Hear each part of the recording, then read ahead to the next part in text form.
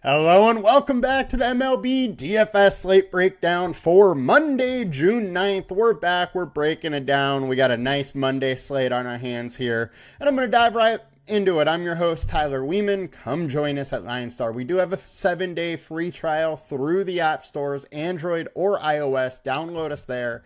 Give us a try.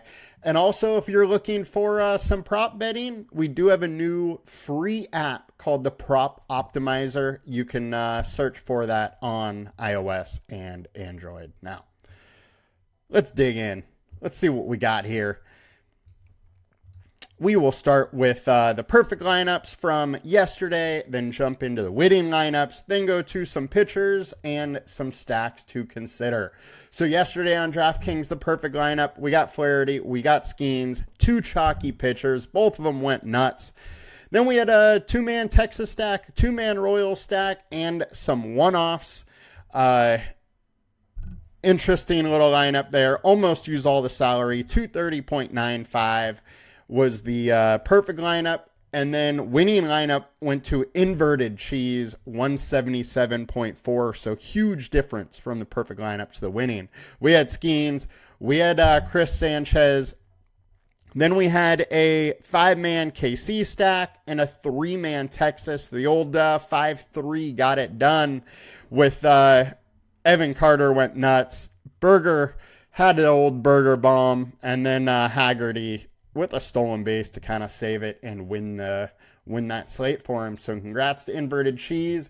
Now let's check out the FanDuel winning lineup. Or perfect lineup, sorry. Jack Flaherty, 55, 9,200. He went nuts. We had a 3-man Mets stack. And then all one-offs. I don't think the Colorado game was on the DraftKings slate, and thus the Mets didn't show up. But they showed up heavily in FanDuel. And the winning lineup went to Rye Guy McFly, who has 10K more. He went with Kershaw, 1.3% owned. Other guys went, nuts, had big scores. Flaherty scored 16 more points, but at only 7,200, Kershaw was a steal and nobody had him. Definitely set him apart. He had a 3-man Met stack and a 2-man KC, then Ohtani, Witt as one-offs, as well as CES, who went nuts and had a home run. He's had a couple in the last couple days, so congrats to him. Congrats to Rye Guy. Now let's jump in and check out what we got for today's slate. Starting with pitchers, our high owned, we got Yusei Kikuchi, 30% owned. Look, Kikuchi's in a great spot versus the A's, who haven't been hitting very well lately, and versus lefties, they hit 250, 138 ISO, 27% K rate. There's big time upside for Kikuchi this year, or this spot, but he does only have a 4.08 FIP over the last 20, 4.6 over the last 5. We know his strikeout rate is there when he's on. It's just if he's on or not. There's big time volatility in his start. So he could very well go for 30, but he could also give you 5. Huge volatility. I don't mind some Kikuchi. Going to have some, but just understand having, if you're making a slew of lineups, having a little Oakland also makes sense. If Kikuchi is coming in high owned, there's going to be some leverage there. 7,700 is very much fair price. We have him at 2.2x. It makes some sense to get some. Next, we got Merrill Kelly, 8.5K versus Seattle, 29% owned, 4-star alert score. Seattle striking out at 23%. They got a low WOBA versus righties, but they hit the ball hard. Now, Kelly is averaging 20% less fantasy points while home. Majority of his big games have been on the road this season. However, he does have a 7-inning, 11K outing at home versus Colorado. So we do know there is some ceiling outputs or chances at home. He has a 2.22 FIP over his last 5 starts, 3.79 FIP over his last 20. So he's definitely pitching very, very well right now. Maybe a little bit too good and is due for a little bit of regression there. But all in all, he's a solid pitcher at a cheap price, and there's some strikeout upside in this matchup. I'm fine going with a little bit of Merrill Kelly. 27% combined K rate at 8,500 is very intriguing. We have him as a value, 2x value. One of the guys firmly in consideration. Now, his consensus projection is a little low, so maybe his ownership comes down a little bit. But all in all, I'm fine with some Merrill Kelly. Next, we got Luis Ortiz, 7,500. We only have him at 1.9x. Consensus has him slightly projected higher than Merrill Kelly. So it's kind of an interesting spot here versus the Reds, who in 52 plate attempts, they're only hitting 191 off them and striking out at 30.8%. There's definitely some upside in this spot at this price. We got a 25.4% combined K rate over the last 20 starts. He's at a 4.23 FIP with a 23.7% K rate, but over the last 5, 3.41 and 27% K rate. He keeps the ball on the ground. He's at home. He is allowing a little bit of a hard contact here, and we got wind blowing out. But all in all, it's a very interesting spot, and I don't mind a little bit of Ortiz.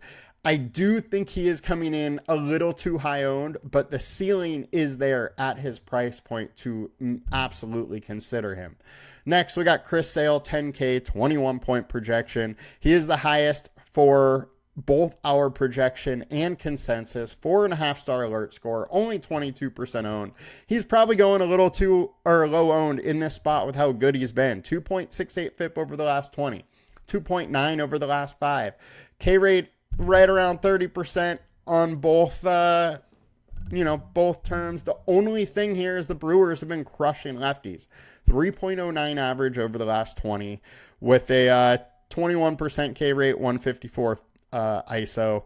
BVP data, it's only 28 plate attempts, so I'm not even going to talk about it. All in all, it's a decent spot. Chris Sale's too good not to consider, and ever since he moved his arm slot back up to where it was last year, he's been on absolute fire. He's been one of the most consistent pitchers this year since he did that, and he's only 10K. Absolutely fine getting some of him in this spot. Next, we got Matthew Boyd, 8.3K, 20% owned versus the Phillies. You don't love going against the Phillies, but at least it is Bryce Harper-less, and he's been very, very good. 3.27 FIP over his last 20, 27% K rate. Over the last 5, 3.22 FIP and 28.7% K rate. StatCast data isn't all that great. 50% fly balls, but only 30% hard contact.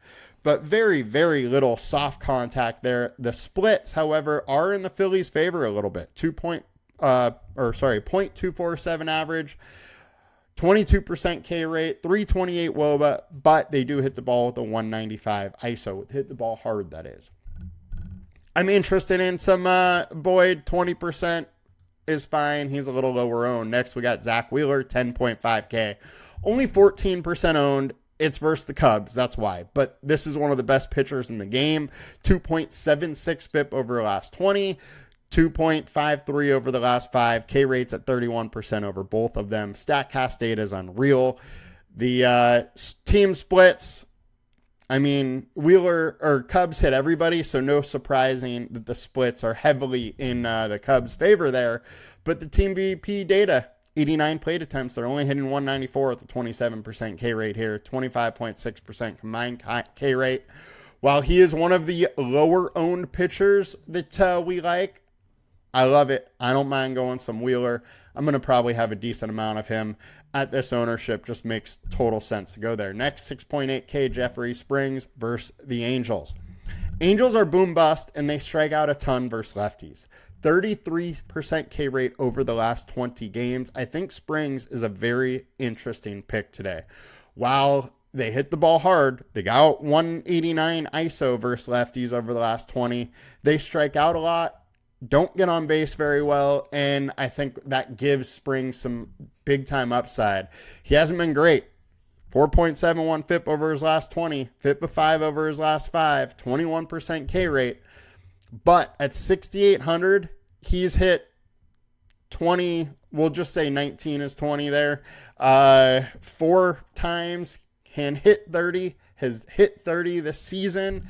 And now he's going more pitches. I think it's an interesting spot for some Jeff Springs at 6,800 if you want to get wild. We have him at a 15-point projection. The consensus is 15. He's only 6,800. I think he's probably going a little low owned. Next, we got Nick Pivetta, 9,500. Look, Pivetta has like a 1.65 ERA at home. He's versus the Dodgers, has mixed results versus the Dodgers. So I'm a little tempted to go here. He is at home where he's been amazing. I'm not going to go too hard, but I do want some Pivetta. I also want some Dodger stacks because the one thing consistent with Pivetta throughout his career is his inconsistency. So we know those blow-up games happen with him, and when they do, it's usually in the terms of home runs, and that's one of the things the Dodgers do very, very well. While he's low owned, I want some Pivetta, but better believe I'm going to go on the other side of it too. All right, we got two more pivots. Yuri Perez, 7K versus the Pirates. We got a FIP of 4.4. He's making his first start of the season. One thing, I just want to make sure he doesn't have a huge pitch limit. So I don't totally know what that's going to be right now. I will be looking throughout the day. But if he's able to go, 80 pitches or so, at 7K, I'm fine going there. He has strikeout upside, 4.04 FIP, 29% K rate over his last 20 starts, which is really just his career. Now, he hasn't been in the major leagues for almost 2 years now because of Tommy John. But hey, he's back. I'm a little interested at only 7K in a good spot versus the Pirates. Then we got to talk about Dustin May, 8K versus San Diego Padres. Padres have been awful lately. Versus righties, they're hitting 204 with a 130 ISO and a 265 ISO over the last 20 games. That is, some of the worst offenses in the league numbers. That is how bad the Padres have been over the short term. Somehow they're still winning games, but it's not because of their offense. I think Dustin May is in an interesting spot here. 3.72 FIP over his last 20, 4.29 over the last 5. K-rated can get up there, and when he's on, he can really pour on some Ks. So I am a little bit interested, and he's had mixed results versus the Padres. Some real high highs, but then also, low double digits or single digit scores. There is the chance for that low or that big game out of him. And at 8K, I'm interested in chasing it a little bit. Not going to go super hard, but I do kind of like that spot. Now getting over to FanDuel. Our high own, we got Wheeler, we got Sale, 30% owned, 27%. I talked about both them. They're two of my favorite pitchers. We have their projections way higher than everybody else's. So I think they're going to be very chalky, but I'm going to get some of them. Also, Jeff Springs at only 7,300. We talked about how good of a spot it is on DraftKings. I don't mind getting some on FanDuel. Now, my issue here is how many times has he gone 6 innings, 2, 3? He's done it a lot over the short term. So at least that's interesting here. We know the strikeout upside is there, and he's averaging 37% more fantasy points away. Think he makes a ton of sense. Pivetta, I'm fine getting there. He is the only other 10K pitcher, but he's going super low owned. He has the ceiling as the other two guys. Just can he do it? It is much less likely than the other two in this spot. However, he can, and he's been unbelievable at home. He's at over 10 strikeouts per 9 at home. Super low ERA. He can get it. And then you got to talk about Kikuchi. Kikuchi's going low owned over here. 8,200. You do have a little bit of worry about him going 6 innings, how he hasn't done it for, 4 starts? But he can do it. And when he does it, he usually is at 6, 7, 8 strikeouts. He's versus the Oakland lineup, who's striking out a ton versus lefties. Makes a ton of sense to me to want to go with some Kikuchi at a very low-owned spot here. Also, don't mind Merrill Kelly at 9.6K. However, he's a little pricey over here. But I don't mind getting a little bit because we know the ceiling is there. Now let's get to some stacks before we can round this out and finish it off. So our highest owned stack, we got Atlanta versus Savali. Makes a lot of sense. I don't think Savali's very good, but that bullpen is decent. Braves, however, are another one of those offenses that just have not been playing up to their potential lately. So don't love it, but it is a decent spot. A's versus Kikuchi. While I absolutely love going with Kikuchi, I 100% will have A's stacks also, as Kikuchi, like Pivetta, is a bit inconsistency, can get lit up some games, can give up too many home runs. And those are the pitchers I like to target. Ones that give up the bombs, the big hits, as that's how you really score fantasy points. Arizona versus Hancock, 5.28 FIP over the last 20, 5.94 over the last 5. Arizona makes a ton of sense. The roof will be closed, so the ball won't travel quite as well, but it's still a good spot. And then the A is popping up for Springs. While I do like Springs' spot, he is also volatile, and I don't mind playing both sides of it. Highest projected stacks, we got Arizona, we got Dodgers, we got A's. Love all of them. And then Miami is popping up here versus Mike Burrows. Love this spot for Miami. I think it's a very intriguing one, and they've been hitting a little bit. They also have some speed. They got some pop. They're a little interesting. Highest value, we got Angels and Miami. I like both of them today. Definitely going to fit in some of these value stacks. We can pay up at pitching a little bit with it. That's where our best pitchers are, and these value stacks make some sense to me. Don't mind it whatsoever. Highest ceiling, we got Cubs versus Wheeler. It's not very likely to come through, but Cubs are good enough they can hit anybody. Now, Wheeler needs to be off his game a little bit, but hey, we see it from time to time. It can absolutely happen. I don't mind having a little bit of the Cubs. I'm not going to go super hard on them. A's and Arizona and Dodgers popping up. Look, Dodgers are going super low owned. They have a huge ceiling with that offense, and Nick Pivetta can give up the long ball. Makes ton of sense at this ownership to have some Dodgers, not to mention the rivalry.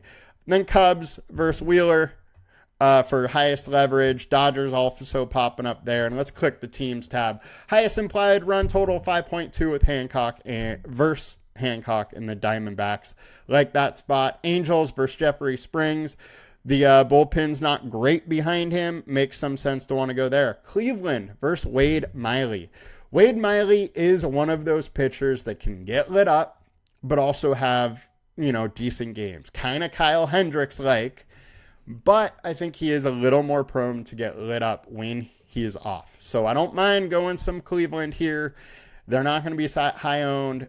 4.7 implied run totals, nice. I like the spot. Boston versus Tampa Bay and Shane Baz. Shane Baz, don't mind picking on him a little bit, but these Tampa Bay Rays have been really slinging it lately. Their pitchers have been on fire. Don't mind trying to pick on him, but not going to go overweight on Boston either. Dodgers at 4.3 versus Pivetta. You know my stance. I think it might be a tough game for Pivetta, but he can absolutely do it. Want to play both sides of that. Seattle versus Merrill Kelly. Don't really love going against Merrill Kelly, but if you get into that bullpen early, there's good chance for Seattle. St. Louis versus Toronto. Toronto and Jose Barrios is another one of those pitchers where he is boom bust. A lot of boom bust. A lot of weird situations on this slate where best pitchers are in tough matchups. And then we have these decent pitchers in okay matchups, but they're just so volatile. Think this slate is going to be a different one where we can really kind of get pretty interesting, pretty low owned, and have a lot of leverage on this slate. And St. Louis is another one of those spots. Padres versus Dustin May.